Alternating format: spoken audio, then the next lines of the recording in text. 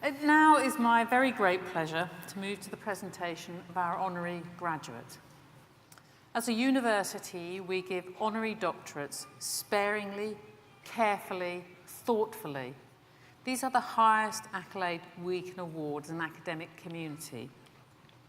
So it is my very great pleasure to invite Professor Dawn Scott, who's the Deputy Head of the School of Pharmacy, Biomolecular and Sciences, to present our honorary graduate, Lynne MacTavish. Professor Scott. So hat on and you come and stand with me.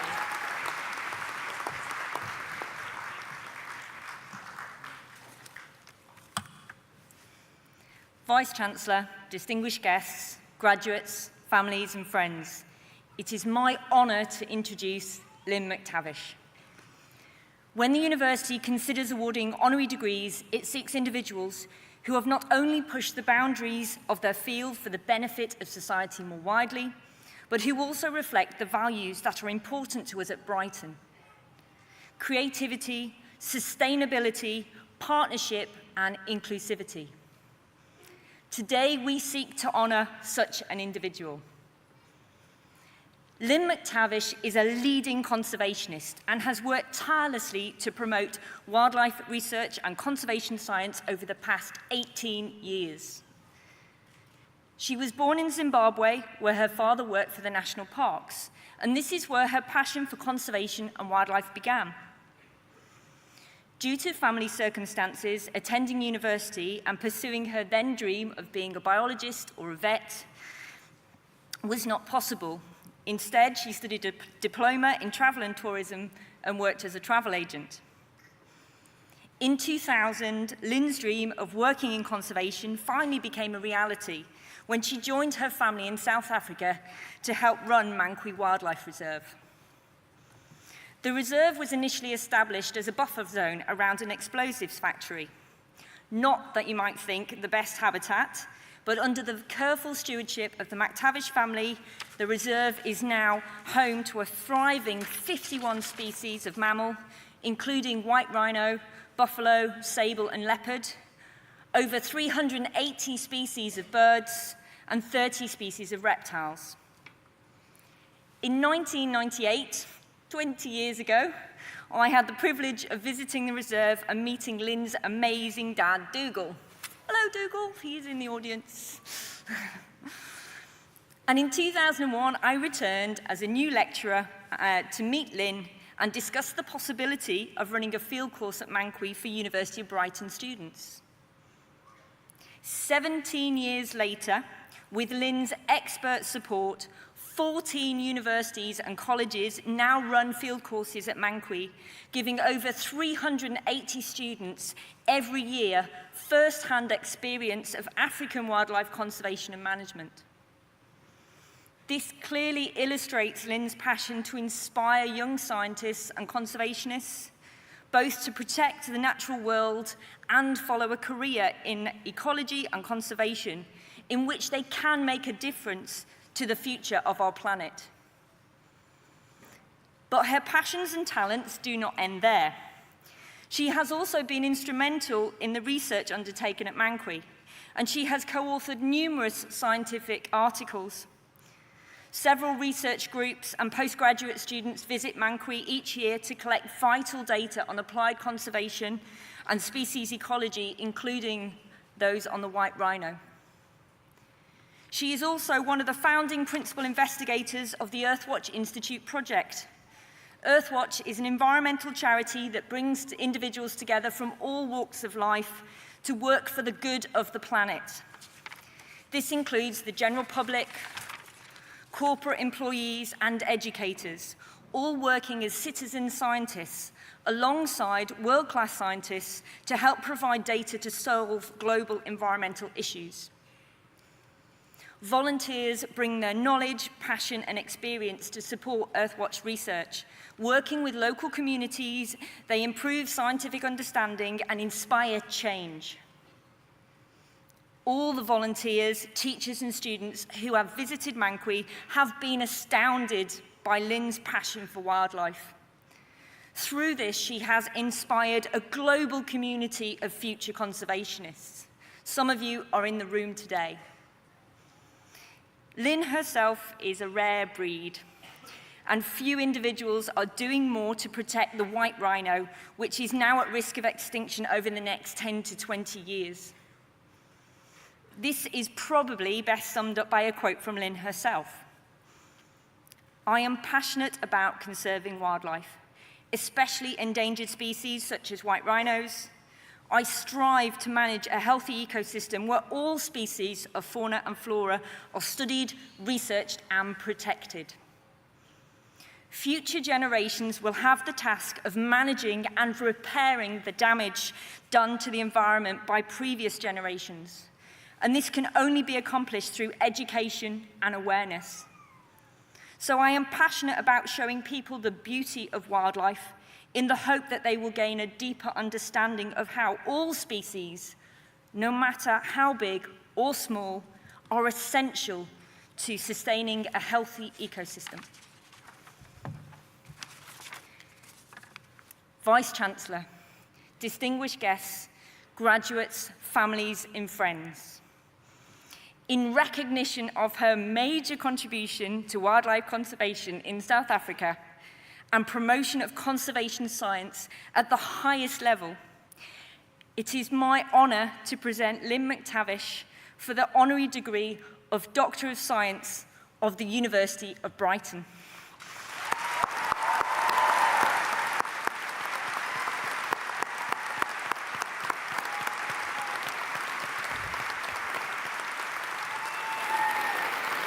Brilliant.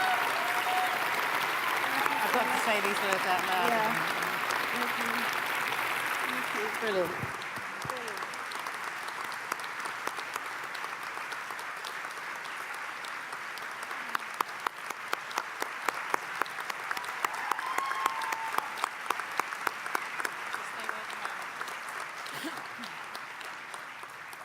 Lynne MacTavish, in recognition for your contribution to conservation in South Africa and your promotion of conservation science, I award upon you the degree of Honorary Doctor of Science from the University of Brighton. Would you like to address the audience? I would, thank you.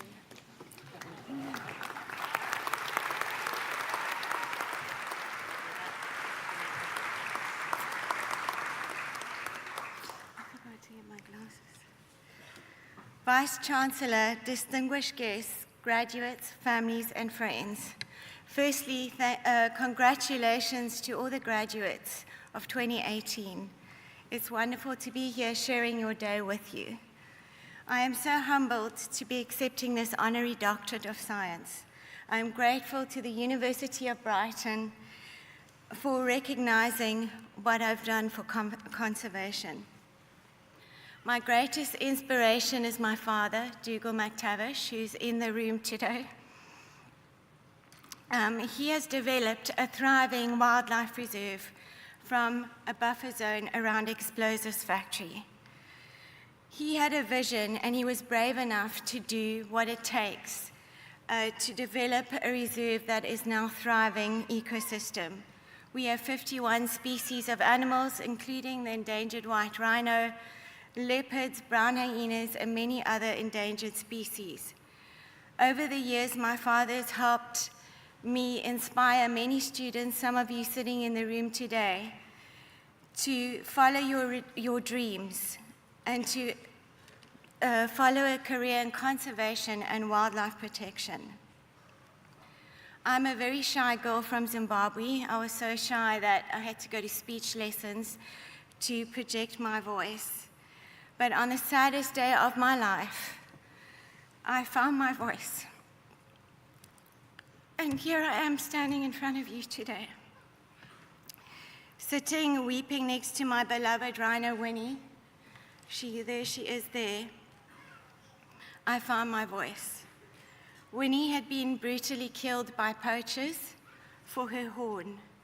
Rhino poaching around the world has reached epidemic proportions, with 3 rhinos being killed every day. The tragedy of these killings and what the rest of the world don't know is the brutality in which these animals are being killed. Sadly, most of these rhinos are still alive while the poachers hack into their faces with machetes, axes, and pangas. Winnie herself was still alive. They severed her spinal cord so she couldn't run away while they hacked into her face. The tragedy about Winnie was I'd seen her being born. I saw her when she was 2 hours old. She was just a wobbly calf, and I watched her grow, and we knew that she had been impregnated by one of our bulls, and rhinos are pregnant for 18 months. She was 17 and a half months pregnant, and we had been starting to count down the days until she had her calf. When I found her just a bloated corpse with a fully formed calf in her, she was 17 and a half months pregnant. And I just sat and I cried with her, and I promised to be her voice. I promised that she hadn't died in vain, and that somehow maybe her story would save the rhino from extinction. So on that day, I found my purpose.